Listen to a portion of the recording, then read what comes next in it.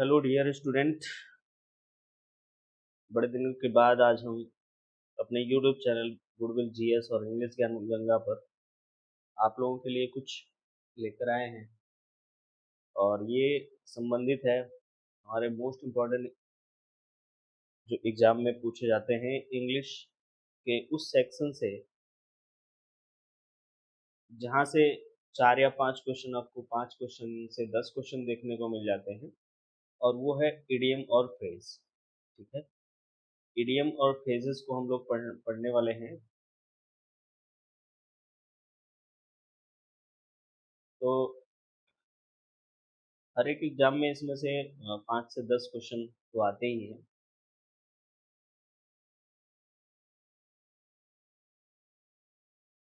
Idioms, phrases, ठीक है, जिसको हम समझेंगे, इसकी मीनिंग देखेंगे और यूज होता है तो यूज भी उसको देखेंगे।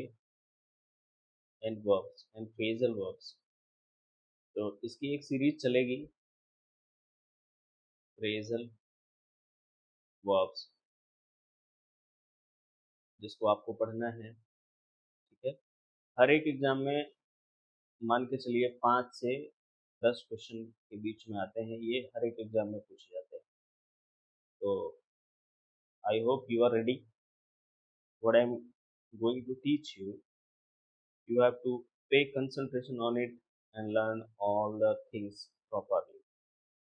सारी चीज़ों को आपको ध्यान से देखना है, पढ़ना है। ठीक है, चलिए शुरुआत करते हैं। अ, हमारा जो पहला है, इसमें इडियम और फ्रेजेस को ले रहे हैं। तो पहला है, ए से शुरुआत करते हैं, ए बी सी। ए बी सी, देखिए जो इडियम और फ्रेज होते हैं ये क्या होते हैं कि हम जो दिन प्रतिदिन कोई भी बात बोलते हैं, अपने पर डे लाइफ में कुछ बोलते हैं, तो उसमें बात को वजन में रखने के लिए हम जो है कुछ ऐसे वाक्यों को बोलते हैं, कुछ ऐसे शब्दों को शामिल करते हैं जिनका लिटरल मीनिंग नहीं लिया जाता। ठीक है, उनका अर्थ जो है भिन्न होता है। यानी आप कह सकते हैं an idiom is a fixed group of words. ये जो है इडियम में कुछ फिक्स्ड ग्रुप ऑफ वर्ड्स होते हैं, कुछ शब्दों का समूह ऐसा होता है जो फिक्स होते हैं, यानी एक निश्चित ऑर्डर में ही लिखे जाते हैं विथ ए स्पेशल मीनिंग, और इनका जो है अर्थ काफ़ी विशेष होता है, which is different from the meaning of the individual words. यानी अगर हम एक एक अक्षर के, एक एक शब्द के मीनिंग को देखेंगे तो वो अलग आएगा, इसलिए इनको एक साथ मिलाकर एक विशेष प्रकार की मीनिंग रखी जाती है। तो पहला है हमारे पास A B C. A B C, A B C का मतलब होता है प्रारंभिक ज्ञान, आप कह सकते हैं primary knowledge, initial knowledge, primary knowledge यानी प्रारंभिक ज्ञान, प्रारंभिक ज्ञान। ठीक है, तो इसका यूज अगर हम देखें तो क्या होगा, I do not know even the A B C of computer. यानी मैं कंप्यूटर का प्रारंभिक ज्ञान भी नहीं रखता। ठीक है, यानी मैं कंप्यूटर में कुछ भी नहीं जानता। तो ये हो गया आपका, इसी तरह से यूज करना है। दूसरा है एबव बोर्ड। एबव बोर्ड, ठीक है, इसका मतलब क्या होगा, एबव बोर्ड निष्कपट एवं प्रकट। ठीक है, निष्कपट, निष्कपट, जिसके मन के भीतर कोई कपट ना हो, क्लियर हो एकदम। My friends dealing are always,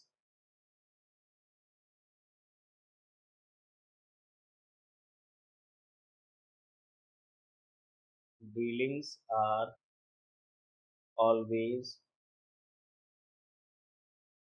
frank and above board.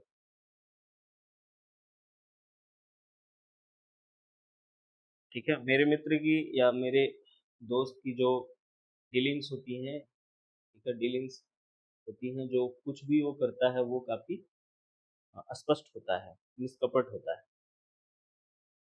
एक और देखते हैं, above all, ABOVE, above all.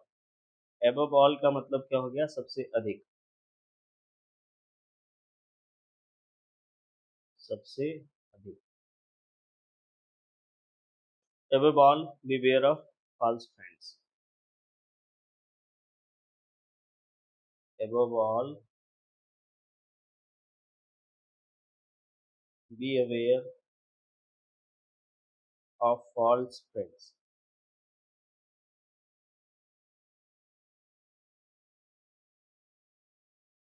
यानी सबसे अधिक तो हमें अ, झूठे दोस्तों से क्या रहना चाहिए? बी अवेयर रहना चाहिए, अवेयर रहना चाहिए, अर्थात सावधान रहना चाहिए। ठीक है, इस तरह से आप यूज कर सकते हैं। हमारा अगला है, तीसरा जो होगा वो है आफ्टर ऑल।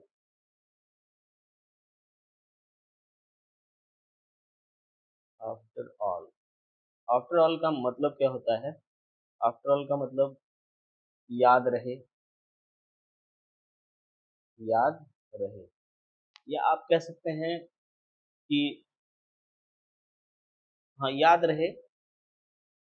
इसका मीनिंग होगा, he is a man of wealth after all. He is a man of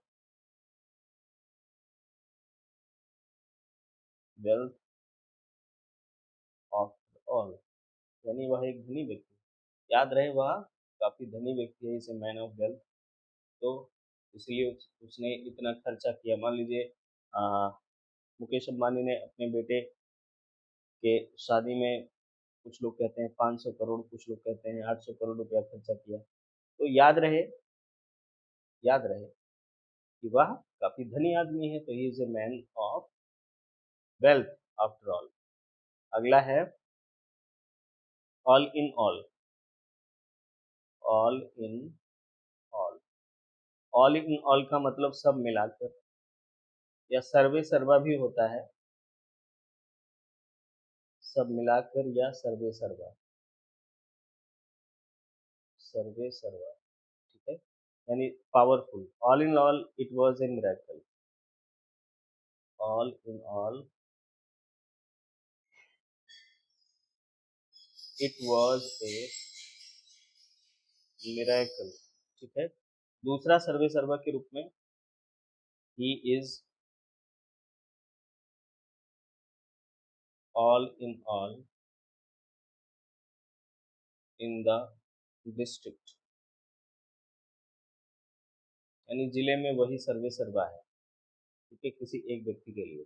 तो जब इसका प्लेस हम चेंज कर देते हैं, ठीक है, तो ये इसका मीनिंग भी बदल जाता है थोड़ा सा। अगला जो है all the same,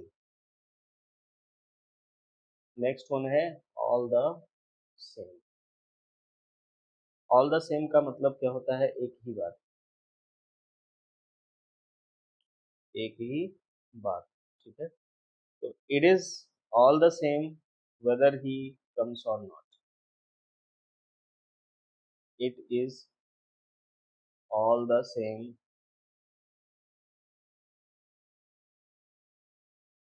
whether he comes or not. चाहे वह आए या ना आए, एक ही बात है। उसके आने से भी कुछ नहीं होगा, उसके ना आने से भी कुछ नहीं होगा, कुछ भी परिवर्तन नहीं होगा, कुछ भी बदलाव नहीं होगा। तो इस तरह से इसका उपयोग आप कर सकते हैं। ठीक है, नेक्स्ट वन पे चलते हैं हम। नेक्स्ट वन है ऑल ओवर। ऑल ओवर, ठीक है, ऑल ओवर। ऑल ओवर का मतलब सभी जगह, सभी जगह। Mister Menon has travelled all over the world. Mister Menon has traveled all over the world। यानी मिस्टर मैन विश्व में हर जगह भ्रमण किए हुए हैं, सभी जगह। ठीक है, वह सभी जगह गया हुआ है या जा चुका है। तो आप भी इसी तरह से ऑल ओवर का यूज कर सकते हैं। फिर अगला है हमारे सामने along with। along with along with का मतलब होता है साथ साथ, साथ साथ company. Tom has come along with Jack. आप लिख सकते हैं टॉम हैज कम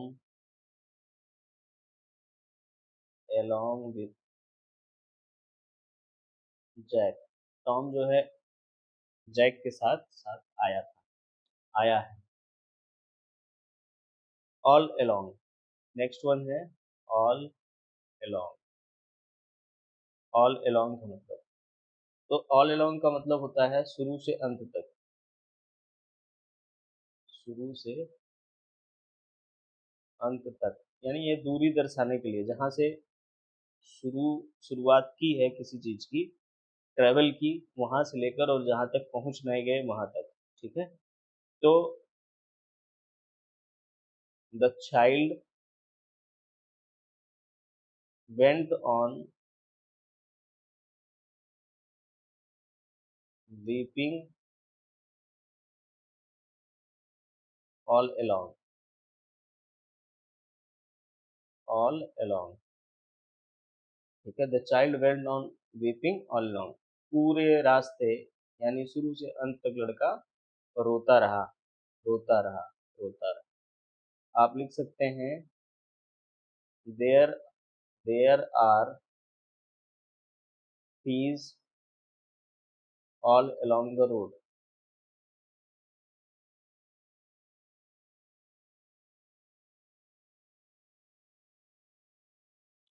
ठीक है, यानी शुरू से अंत तक सड़क के दोनों तरफ या सड़क पर पेड़ ही पेड़ थे और along the road.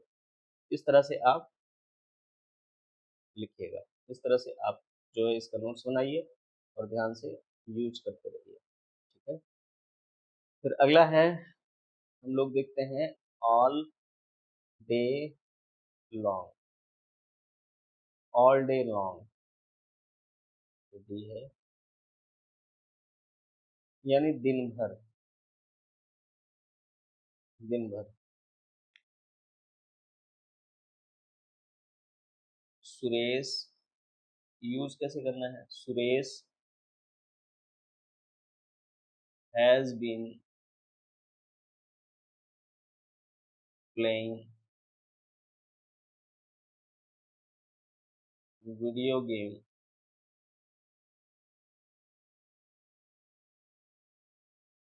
All day long. यानी सुरेश पूरे दिन जो है वीडियो गेम खेल रहा है। ठीक है, सुरेश पूरे दिन वीडियो गेम खेल रहा है। नेक्स्ट है एक और, एट वंस। एट वंस का मतलब तुरंत, तुरंत। तो तुरंत, you must go and see the principal at once. You must go and see the principal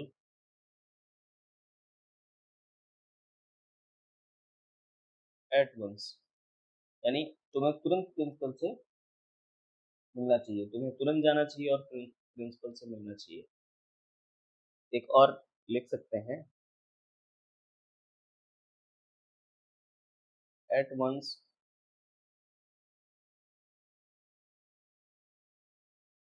he went to his father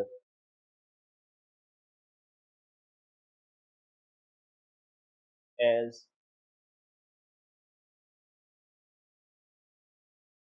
as he learned his bad health. यानी वह तुरंत अपने पिताजी के पास गया जैसे ही उसने उनके खराब स्वास्थ्य के बारे में जाना, तुरंत गया। तो इस तरह से ये जो है कुछ एक थे जिसको हमने अभी आज करके देख लिया। और ये कुछ मतलब इडियम्स फ्रेज हैं जो ज़्यादातर एग्जाम्स में पूछे गए हैं। इससे संबंधित हम सीरीज बना रहे हैं और आई होप आपको ये वीडियो पसंद आई होगी। और निश्चित रूप से आप इसे नोट्स बनाइए। और हालांकि मैं नोट नहीं बना पाया, इसमें मैं टाइप करके लिखूंगा तो जल्दी जल्दी थोड़े समय में ज़्यादा हो जाएगा। ठीक है, तो अब धीरे धीरे मैं टाइप करूंगा, फिर उसके बाद वीडियो अपलोड करूँगा। तो आज के लिए इतना ही। तब तक के लिए जय हिंद, जय भारत।